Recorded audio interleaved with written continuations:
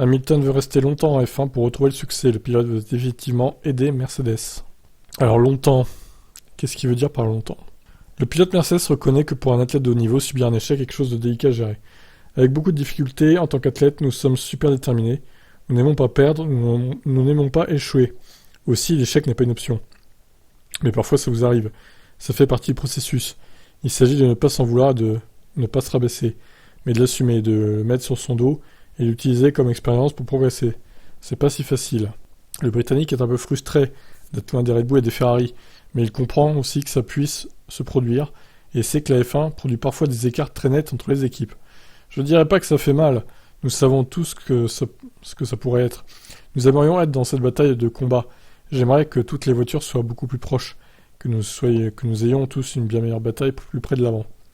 J'aimerais qu'il n'y ait que des dixièmes, entre nous tous. Alors pas trop non plus, parce que des dixièmes ça peut être 7 ou 8, ce qui est trop déjà.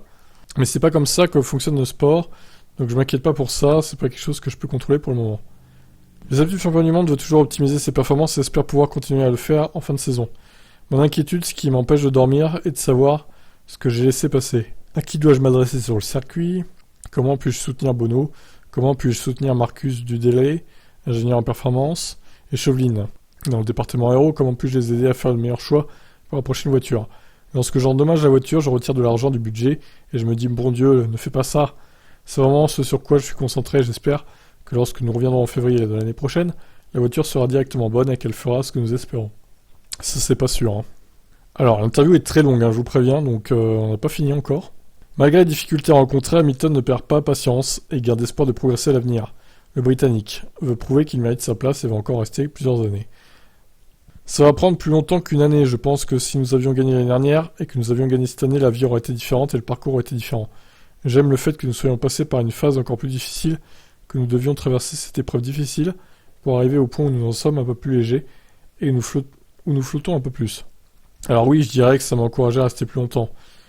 De plus, je me sens en forme, je trouve même des moyens de me sentir mieux physiquement. Le défi mental est une chose constante. Ça sera toujours le cas parce que c'est comme ça pour nous, les athlètes, nous sommes sur le fil du rasoir. Pour l'instant, compte tenu de là où j'en suis dans la vie, je suis vraiment reconnaissant de l'opportunité que j'ai ici. J'ai ma pensée que je mérite encore ma place ici, il y a donc beaucoup de travail à faire. La leçon à tirer de 2022 est qu'il faut se concentrer sur ce qu'on peut contrôler. Nous nous inquiétons de ce que nous ne pouvons pas contrôler, mais nous devons apprendre à ne pas nous inquiéter de ce que nous ne pouvons pas contrôler. C'est comme si nous étions tous en train de ramer sur le bateau, et même si Toto est au-dessus du mécanisme de direction, nous, en tant que pilotes, sommes aussi de la partie de la barre qui le dirige à la bonne direction. Ça demande du travail, je ne voudrais pas qu'il en soit autrement. Pour être honnête, si c'était facile, et que chaque jour était facile, et que vous ne faisiez que passer, ce ne serait pas un défi. J'aime le défi que représente le fait de travailler avec tout le monde, de mettre les gens au défi, et qu'ils me mettent au défi. Je reconnais que cette année, nous n'avons pas fait du bon travail, mais ça ne veut pas dire que nous ne pourrons pas faire du bon travail à l'avenir. Bon, après, il dit qu'il s'inspire de Serena Williams, voilà, elle est incroyable, machin, un truc.